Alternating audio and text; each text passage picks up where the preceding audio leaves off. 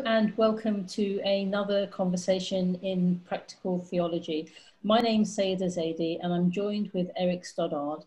And today we're going to be having somewhat of an unusual conversation in that I'm going to be sharing my experience having been a participant at the Oxford Muslim and Christian Summer School. It was a bit of an unusual thing for me to attend because essentially it was a real surprise. I saw the summer school mentioned in a tweet. It just happened that I was available for the dates, and then I decided to apply for it. I asked Eric if he would be my referee, and really the rest of it is history. And part of the reason why I wanted to bring my experience there to these conversations is because it was really an opportunity for me to step back and look at my day-to-day practice and experience as a Muslim, as a person of faith, even in the UK, and just kind of think, well, what are the nuances? What are the things that Christians and Muslims actually have in common? What are the challenges that we are facing? But also, in addition to all of that, where are the areas where we can respectfully agree to disagree? And I think it gave so much food for reflection and thought. It would be remiss of me not to bring it to these discussions. It sounds it was a very exciting opportunity for you.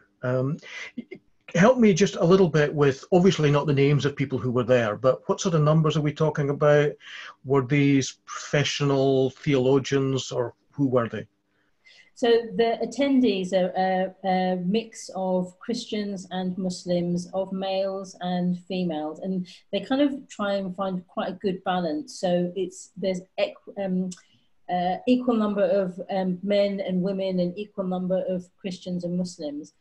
And the majority of people are either in some form of theological study, or they are doing some form of community work within their religious institutions that then enables them to have a kind of understanding of the grassroots.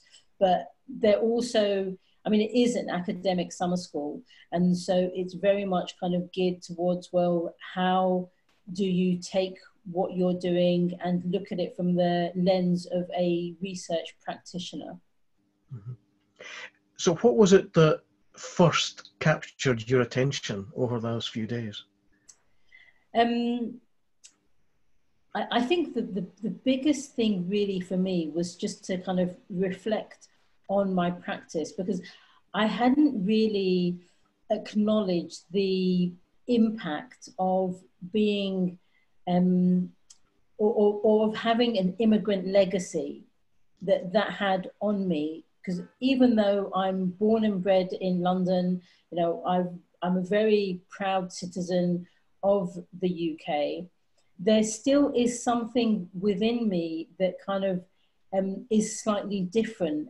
I think it's slightly different, had I not had that heritage of immigration. And I think the way that it really seemed to manifest itself, not just for me, but for some of the participants, and perhaps even some of the people that I've encountered that share a similar heritage, it's because you kind of are trying so hard to protect your faith.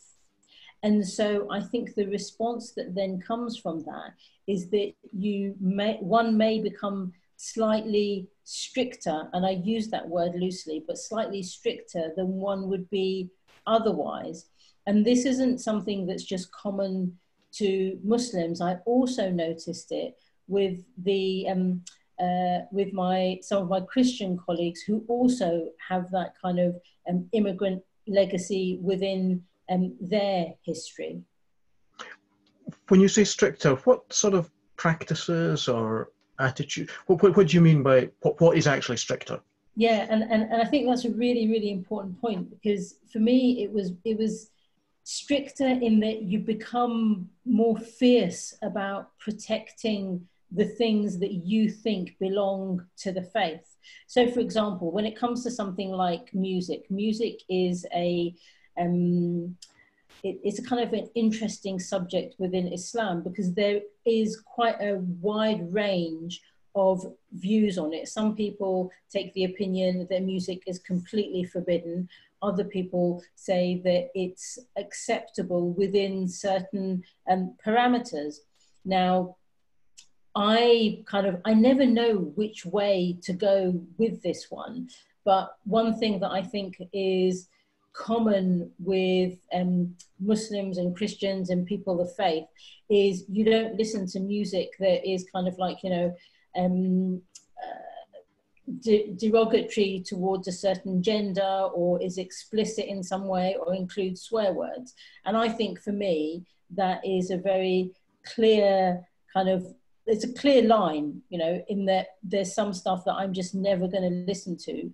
But having been to the summer school and had conversations with my Muslim and Christian peers, it made me really step back and think, well, actually, what is my perspective on music? And have I become stricter on myself because I'm trying to protect something of my faith? And yet, if I was living in a different country, then maybe that approach that I take would be a little bit looser. I still don't know the answer to that question. Mm-hmm. Can I probe a little bit about protecting aspects of your faith? Who are you protecting them from? I think it's not about protecting them from somebody, it's actually protecting them for yourself. So it's kind of saying, I mean, there are some things that I think are non-negotiable. So for me, praying 5 times a day, the other pillars of Islam, I would say for me, wearing a hijab, covering in the way, modestly in the way that I choose, those things are non-negotiable. But the other things that are kind of like a little bit more nuanced, it's about saying, well, this is the tradition that exists, and it's kind of protecting it so that you then have a legacy to forward on, and the history doesn't end with you. I think that's what it is. So I'm hearing it's about the next generation. It's about legacy, something to hand on that clearly defined, that is distinctively, whether it's Muslim or Christian, this is definitely something for handing to the next generations. Yeah, because I think, despite what we think about the United Kingdom, it being a Christian country, actually one of the things that really became apparent to me from the summer school is that my Christian colleagues are struggling just as much as my Muslim colleagues in terms of how do you actually hold on to that legacy of your faith, because we do live in a secular country. So it's Christian in some aspects, but it's also very, very secular in others. Yeah, and the iconography of the state, it's sort of inherent language that's often used has its Christian roots, if not actually overtly Christian. So there's a lot of visual and auditory things saying, this is some sort of Christian heritage country, for better or worse. But then it doesn't kind of manifest itself in reality, which is the thing that I find really, really interesting, because pretty much immediately after the summer school, we went to the US and traveled in a number of states, including Utah. And Utah, if you don't know, is kind of where the Mormon church is based.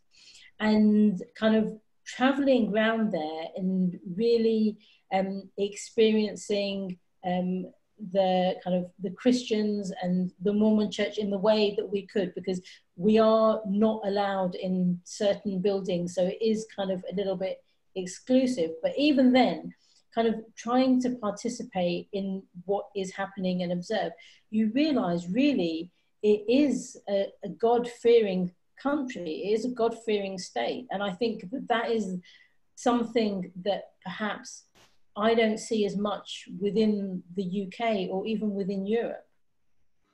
Yeah, I think it's definitely the case that faith is a much less obvious. That, as I say, the iconography of Christianity and Christian history is there in the buildings and everything round about us. So in that sense, it's obvious. But the behavior, the virtues, the ethics that would be distinctively Christian, perhaps, are very much people's private ethics that they would then try and share in the public sphere. But it's not a theocracy. No, and I think that was one of the things that really, really struck me, having kind of, I mean, literally we were all living together in one building. And so it's not like BIAPT or some of the other kind of practical theology things that I've been to, where even though you are in a confined space, you don't kind of build that same connection, because there are not the kind of evening activities with the intimacy that I think that exists within the summer school. And so you become a family. It's kind of strategically done to create a new unit. And as a result of that, I then can really kind of empathize and feel the pain and the challenge that my Christian colleagues felt. Because even though for me, I know that the minute I open my door and I step outside, because I look like this, everybody knows that I'm Muslim.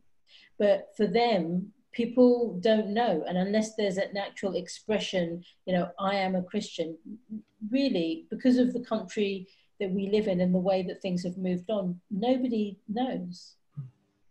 Can I ask you a little bit more about the process then of the summer school? Because I'm really intrigued to understand the difference between an academic conference like BIAPT and what you're describing. Was this, well, tell me a bit more about just how it actually worked and how they got people talking.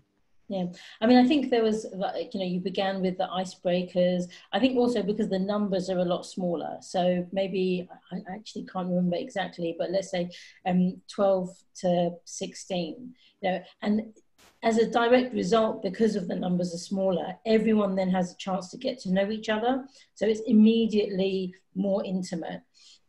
And then the kind of exercises that we do include things like scriptural reasoning, you do project work together, and it gives you a real opportunity to get to know other people in quite an intense way quickly. I mean, I think that the purpose of the summer school is very, very different to something like BIAPT or like the practical theology summer schools, because there is a different aim to this, you know, and perhaps with BIAPT and the practical theology summer school, you kind of come together over a series of years as well, and that's how relationships build. Whereas with this one, it is quite intense. I think the day begins at, like, I don't know, 7:30, 8 o'clock for breakfast, and sometimes doesn't end until 9 o'clock. But because of that intensity, you really do feel a kind of deep connection with people. And I think because of the way that they set out, I don't want to call it rules, but it is rules. I'm going to just say the way they kind of encourage us to behave and interact with each other means that even when there is a point of difference, you've got to respect that you disagree. And so you know, so far I've spoken about Christians and Muslims, but actually, if you think about it, even within Muslims, there were a number of denominations, and sometimes we found that individual Muslims would agree more with Christian colleagues than with their own Muslim colleagues. And it was the same within the kind of Christian spectrum of difference as well. So that was also quite interesting. You mentioned scriptural reasoning. Now, not all our viewers and listeners are going to understand that term. Can you explain that a little bit and maybe give us an example of what scriptural reasoning was done during the conference? So scriptural reasoning is kind of taking a look at the authentic texts of Christianity and Islam within the context that we were, and kind of finding similar stories and then really discussing them. So a great example would be the story of Musa or Moses. And, you know, when the Red Sea parted, and we looked at the texts that were available for both of these, looked at the nuances and the differences, and then kind of discussed, well, this is what it means for me in my book. This is, you know, then our colleagues would explain what it meant for them. And then we would have discussions around how that can be kind of used practically to help us with life today, or how we might take hope or aspiration from some of these stories. And it's actually a really, really wonderful technique, because for me, it made me kind of think a little bit deeper about the way that the words of the Quran or the Hadith that we discussed were structured, but it also helped me get a deeper understanding of the other books. And I think it's something that I would recommend to everybody. And in fact, the Oxford Muslim Christian, I think it's the Society, they actually have a whole ton of resources that are available on their website should people decide to go and do scriptural reasoning. And they have the resources that are available that people can kind of download and use as a form for discussion. So can I ask, what did you gain from that study of the texts about the Red Sea? I think for me, one of the most profound things, and it's funny because one of the speakers at the event that I went to in Utah also mentioned the story of Moses. And for me, it was like, it's that first step that he took into the sea. And I think, and I'm just kind of wondering, you know, what was going through his mind, how much trust must have been needed in order to take that initial step. That's a really, really brave thing to do. And I think if we take that and put it into today's time, then anyone who's making a change in their life or is moving from one land to another, they're, you know, it's a big, brave, bold move. And you really have to put your entire trust in God to be able to do that. I've been thinking in another context about that, the whole Exodus story. And maybe it's perverse, but I've got an awful lot of sympathy and concern for the Egyptian army guys, probably, and their families back in Egypt, because these were probably conscripts. And the story tells of them being drowned as the people of God have walked over, and then the waters come in and all the chariots and chariot riders are thrown into the sea. And that, I have problems with the justice of that. That here are conscripts, most likely. And they're not responsible for the decisions of Pharaoh. And there's going to be kids orphaned or losing their fathers as a result of this. And what does that then generate with Egyptian relationships with this group of people now wandering in the desert? And I suppose I come at it just very different direction.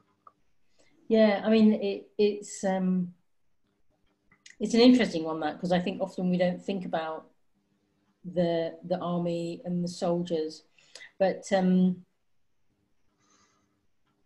mean, my response to what you've said is that only God knows what was in the hearts of those individuals, you know. And even today, you know, we are told that, gosh, you can have conscientious objection, but how much can you? You know, in reality, what is actually happening on the ground? And so there is a big challenge there, but I think, you know, only God really knows what is in the hearts of those individuals. And of course, the impact of losing anybody must have been absolutely horrendous. But yeah, it's a hard one, that, I think. It is, and that's why I say it's a somewhat perverse reading, but it does get me into thinking just of some of the unspoken or the unheard voices in our sacred texts, the wives of the soldiers who are drowned, the children of the soldiers, or you can take any other incident of a battle in our sacred scriptures, and there are going to be victims who are to some extent innocent. But let's park that. That's my own particular take on that text. Let's come back to the summer school. What do you think could be done even better with a summer school like that? They asked us that question, and I think it's really, really hard to say, actually, because I'm very, very critical of training and courses, and I'm the one who will identify the Achilles heel and then point it out in a gentle way.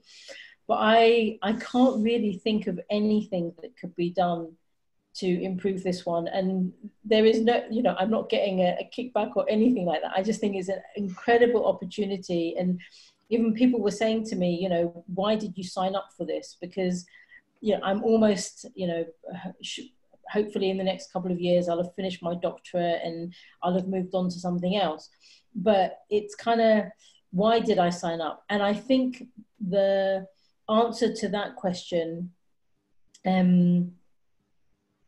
comes from me being given the opportunity to step back and reflect on my own faith and that thing of where is the nuances, and the fact that the summer school, in every single activity that they had, created that opportunity. It was great. I mean, even like you turn up for I think you have a session immediately and then you have lunch. I think that's how the beginning of it was. And it is quite an intense timetable. And so there was some conversations about, wouldn't it be great if it was 2 weeks? But practically it can't be 2 weeks because everyone has other things to do. And I think the 1 week period is great. I also really love the way that they have follow-up. So we all have little projects that we work on. We go back in December and present our projects. And then there's something else which is going to bring together all of the cohorts from the different summer schools that have happened throughout the years.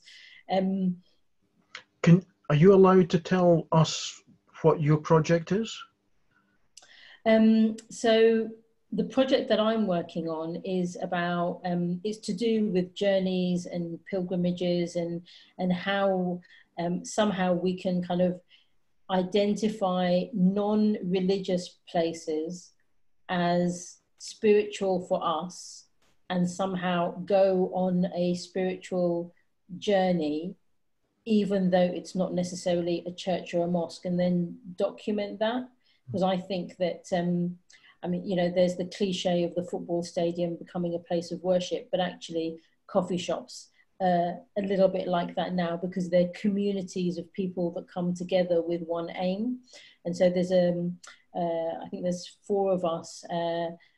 There's me, there's a Muslim man, a Christian man, and a Christian woman who are coming together to document those. And we're hopefully going to do it in a video format that will also then be shared and kind of come up with a template so that other people can do that too. I think, one of the things that I really love about all of the different aspects of my life is this whole concept of journeying and the practical experience of faith. So documenting the lived experience, I think, is really, really important, because wherever we are now, I know that in 10 years' time, it's going to be different. And it's a shame that we don't have any history from even 10 years ago to show us what were those places of faith within the UK. So can I ask you, whether or not it gets into your project, what for you is the most spiritual, non-religious place or building? Oh, I think it's nature. I think recently when we were in Utah, I went to I had the opportunity to go to the Sundance Ranch, and there's a great place there called Stewart Falls.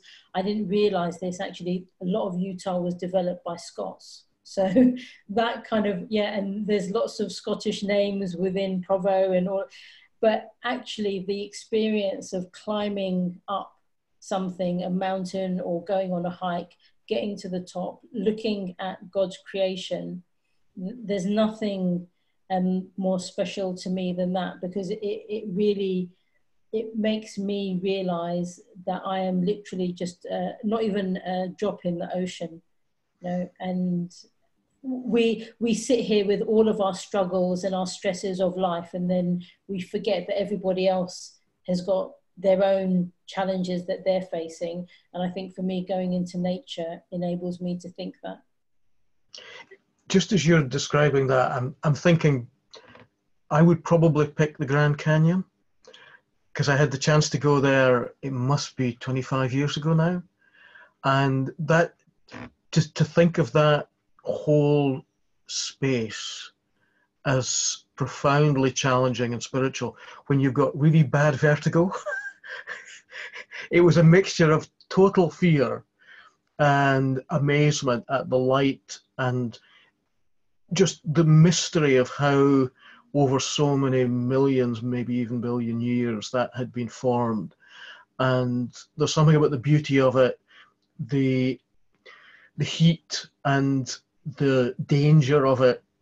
It all seems to encapsulate so many different things, and that this was some other indigenous people's sacred place that has now become a tourist thing for someone like me to come and do my touristy bit at. So a very ambivalent sort of approach to it, but no photograph can capture the Grand Canyon if you just have to be there and experience it. Yeah, and actually, as you're speaking, I'm kind of thinking, even the struggle for oxygen that you get because you're altitude, it really makes you appreciate God's hand in your life, you know. Yeah, and if you want to get very sort of metaphorical or symbolic about it, I took the little bus that drives around the one little bit of the perimeter on the Flagstaff side. And of course, as the bus goes around the corner, if you're sitting in the back seat of the bus, you're actually hanging out over the edge. Oh my God. Just as it goes around the corner. And that, there's something about the numinous, the awe, the terror of nature that's pretty healthy, actually. But yeah, I managed to keep my dinner down, but... Oh. No, good for you. Yeah, I mean, I think, but actually, I mean, kind of like bringing that back to the reality and the spaces where we're grounded now, even where we are, there are places of nature or even concrete, I would say, that can make you feel the complete awe of God's life or God in your life, you know. And I think that for me is a spiritual place. It might not always happen when I go to a mosque or if I go to a gathering of Muslims that have come together. And that's not anything about the place or the people. It's about the ritual act that you're doing. And sometimes I think that we've lost that connection. And maybe one of the things that the summer school gave me was just an opportunity to step back and really look not just at ritual practice, but also at lived experience and life as a whole as a spiritual person. Can you see any way that outside of the formality and the organization of the Oxford conference, that this could be something that people did on their own? How difficult would it be, or how easy to do this? I mean, I think it all really depends on who you are with. So, for example, you know, Eric, I think you and me could replicate something like this really, really easy. We know each other, we trust each other, we know how to articulate, you know, where our red line might be being crossed, and we're willing to share that with each other. So I think if you find somebody that you can trust, like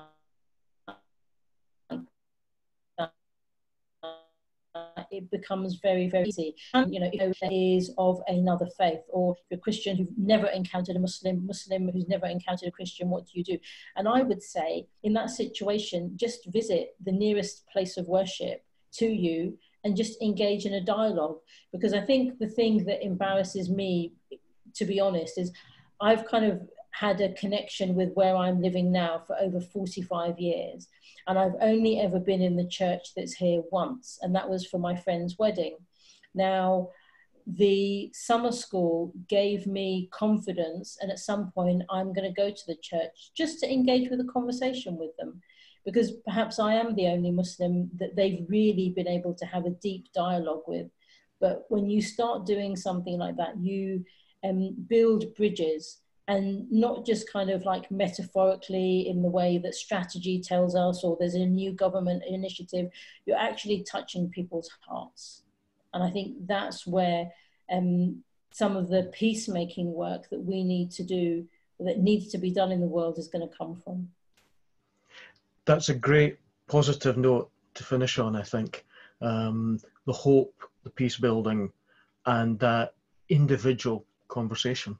So I've really enjoyed hearing about it. I hope that our listeners and viewers, that you've also enjoyed hearing Sayyidah's experience at the conference. And we'll be back in due course with another conversation on practical theology. Thank you. Bye-bye.